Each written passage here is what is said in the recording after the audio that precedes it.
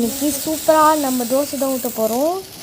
எண்ணெய் ஊற்றிக்கோங்க. அப்புறமா இந்த கடாயில் எண்ணெய் ஊற்றிட்டு அப்புறமா தோசை மாவை எடுத்து இப்படி ஊற்றி விடுங்க. எக்கோஸ் கொஞ்சம் நேரம் டைம் ஆகும். அதுக்கப்புறமும் எண்ணெய் ஊற்றணும், வேகணும். அது இப்போ பாருங்கள், வெந்தய தோசை ஸ்டேஜுக்கு வந்துட்டா. வெந்தய தோசை அதுக்கப்புறமா அது திருப்பி போடணும். பாருங்கள், திருப்பி போட்டுட்டு என்ன பண்ணணும்னா, இந்த கடாயில் நாங்கள் சிம்மில் தான் வச்சுருக்கோம். நீங்கள் சிம்மிலேயே மெயின்டைன் பண்ணுங்க. Okay okay. இப்போ திருப்பி போட்டாச்சு. சூப்பராக திரும்பியும் எண்ணெய் ஊற்றிக்கணும். இது ஃபுல் அண்ட் ஃபுல் எண்ணெயில் தான் ஊற்றணும். ஆமாம், சூப்பராக இருக்குல்ல தோசை பார்க்கறதுக்கு. இப்போது திருப்பி போட்டுடலாம். இந்த மாதிரி தான் ஸ்டக் ஆகும் சம்டைம்ஸ் பண்ணும்போது. ஆமாம், அஃப்கோர்ஸ்.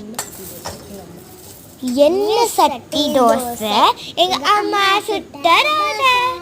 எம்மியான சூப்பரான தோசை.